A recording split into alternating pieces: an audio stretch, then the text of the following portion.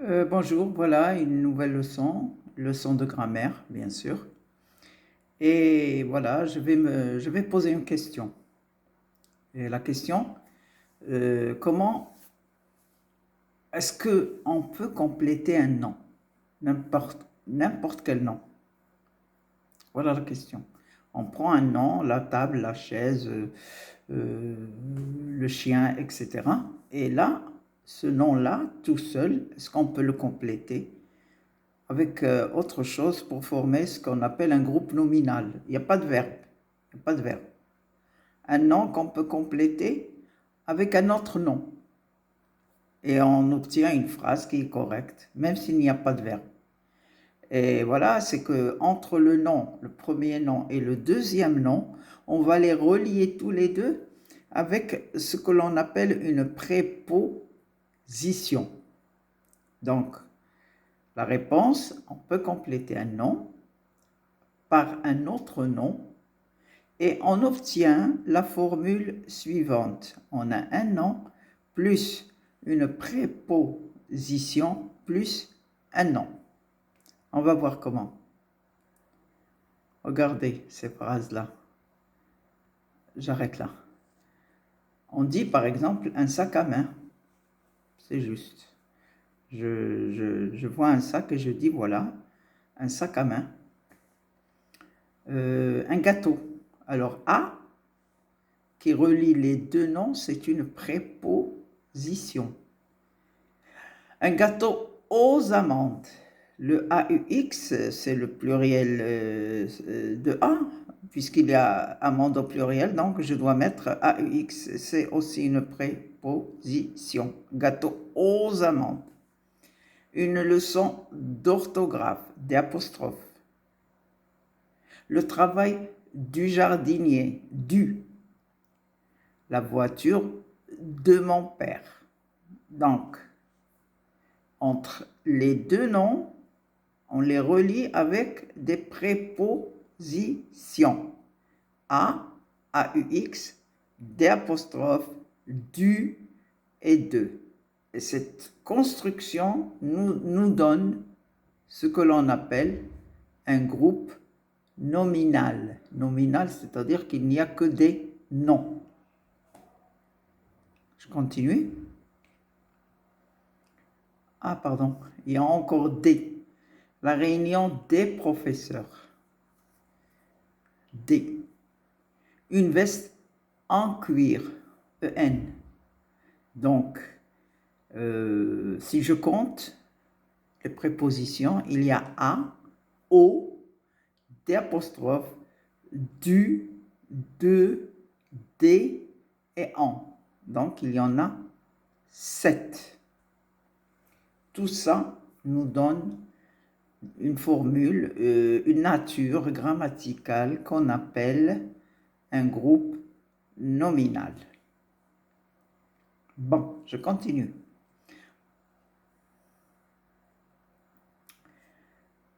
Un café sans sucre, pardon, sans. Une conduite avec prudence. Un djellaba pour la prière. Donc j'ajoute sans, j'ajoute avec et j'ajoute pour. Donc au lieu de 7, il y en a 10. Des prépositions qui relient des noms et qu'on appelle un groupe nominal.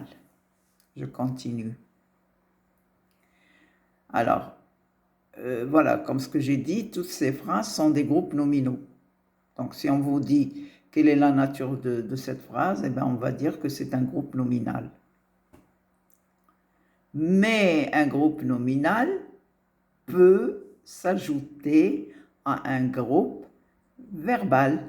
Eh oui, par exemple, j'ai acheté un sac en cuir. La phrase, je vais la diviser en deux. J'ai acheté, puisqu'il y a un verbe, c'est un groupe verbal, et un sac en cuir, c'est un groupe nominal. Donc, dans une phrase, on peut trouver les deux, groupe verbal et groupe nominal. Je vais analyser cette phrase pour voir Qu'est-ce que ça donne?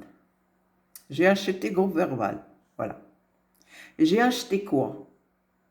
Eh bien, j'ai acheté un sac. Un sac, complément d'objet direct. Complément d'objet direct. J'ai acheté quoi? Eh bien, j'ai acheté un sac. Complément d'objet direct. Le sac, tout seul. Je continue. Complément d'objet direct du verbe acheter, bien sûr. Et je continue. Un sac en quoi? Eh bien, un sac en cuir. Et en cuir, c'est le complément du nom sac. Je crois que c'est clair. J'ai acheté quoi? Un sac, puisque ça répond à la question quoi? C'est un complément d'objet direct du verbe acheter. Maintenant, le sac en quoi? Eh bien, le sac en cuir. Et en cuir, c'est le complément du nom sac. Donc, le sac qui est là, c'est un complément d'objet direct, bien sûr, du verbe acheter. Et après, quand je regarde mon groupe nominal, c'est un sac en cuir. Donc, je dis un sac en quoi? Eh bien, en cuir.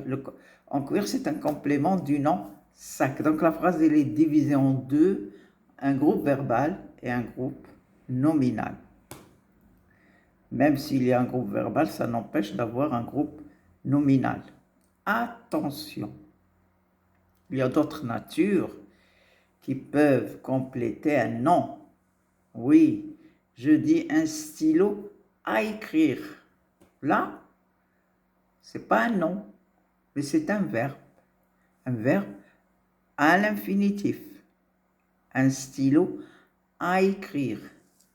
Donc, à écrire complète le nom stylo. C'est un verbe à l'infinitif qui complète le nom stylo. La journée d'hier. Hier, adverbe de temps. Adverbe de temps. Donc, l'adverbe de temps, il complète le nom. Un verbe à l'infinitif, il complète le nom. Donc, on a vu les noms qui complètent le nom. Maintenant, il y a un verbe qui complète un nom, mais c'est toujours relié par la préposition à. Un stylo à écrire. Donc, on a à préposition. Le verbe à l'infinitif. Une journée, la journée d'hier, d'apostrophe, c'est un adverbe de temps. Il complète le nom.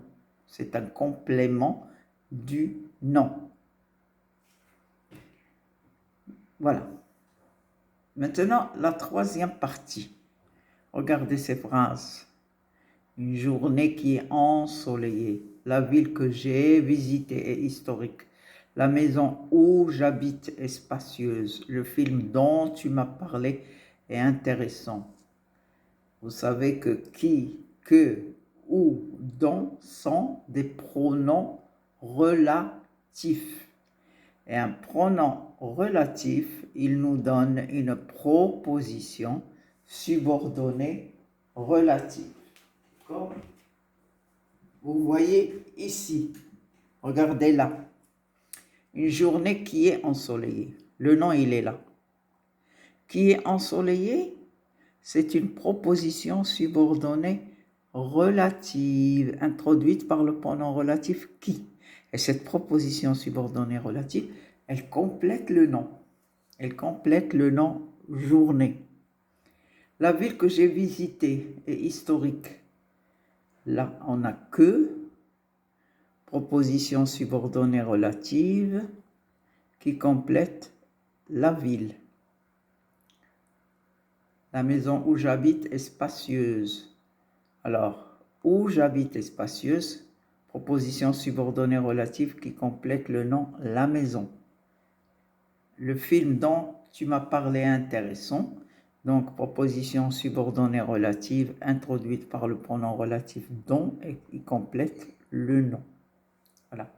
Donc, le nom, il peut être complété par un autre nom, par un verbe à l'infinitif, par un adverbe de temps et par une proposition subordonnée relative.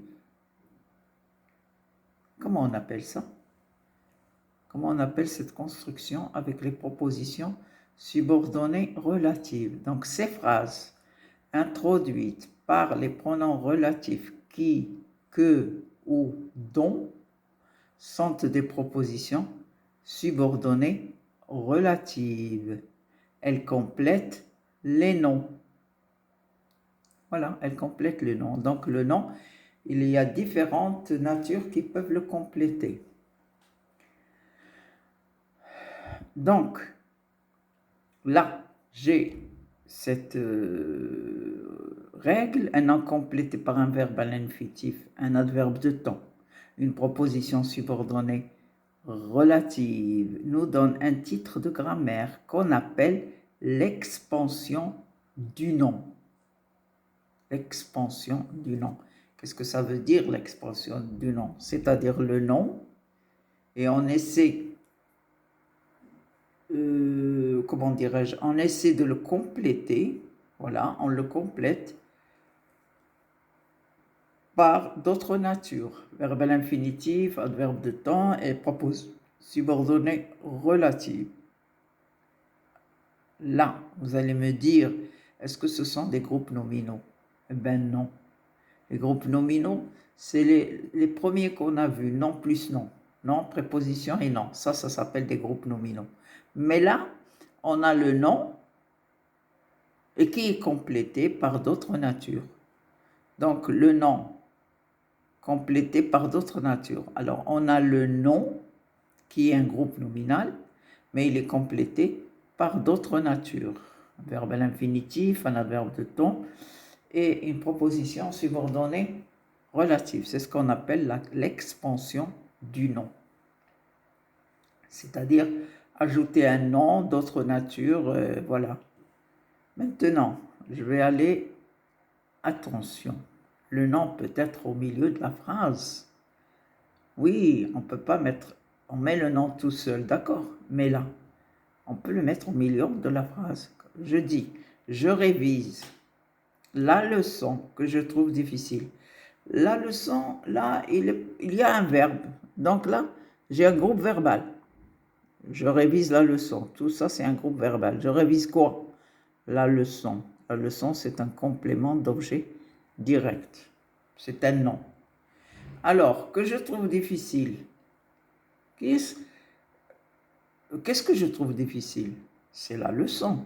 Donc, que je trouve difficile, elle complète le nom leçon. Donc, la leçon, elle est à la fois complément d'objet direct du verbe réviser, et à la deuxième fois, c'est un nom qui est complété par une proposition subordonnée relative. Donc, le nom, on ne peut pas donner que le nom tout seul et le compléter, on peut le mettre au milieu de la phrase, comme ici, et je révise la leçon que je trouve difficile. Donc, je révise quoi?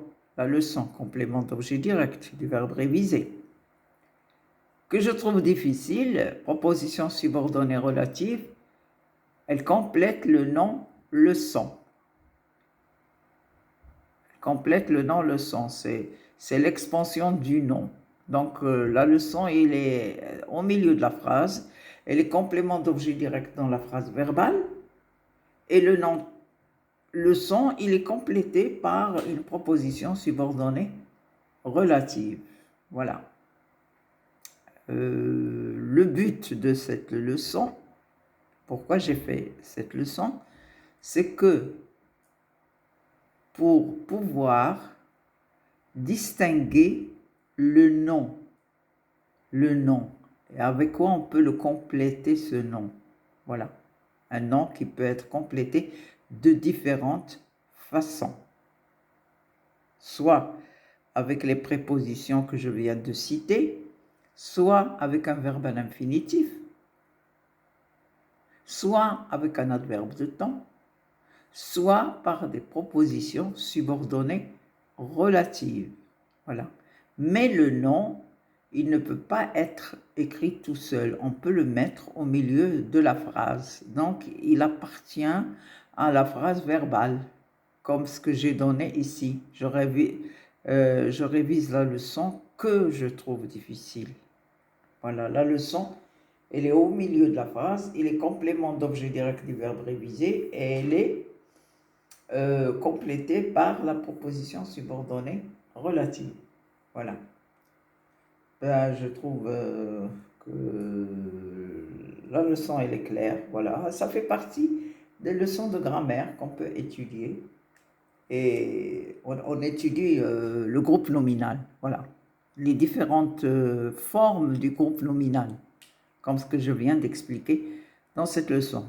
Bon, je trouve que l'explication est claire, très claire, et que vous compreniez. Il faut suivre les étapes de la leçon et vous allez comprendre. Hein. Je vous dis bon courage et n'oubliez pas de me remercier. Voilà. Et comment? Comment me remercier? Ben, vous me remerciez avec vos lives et surtout les abonnements, ça me manque. Ça me manque. Vous aimez, mais vous oubliez de vous abonner. Voilà. Au revoir et bon courage. Et à la prochaine.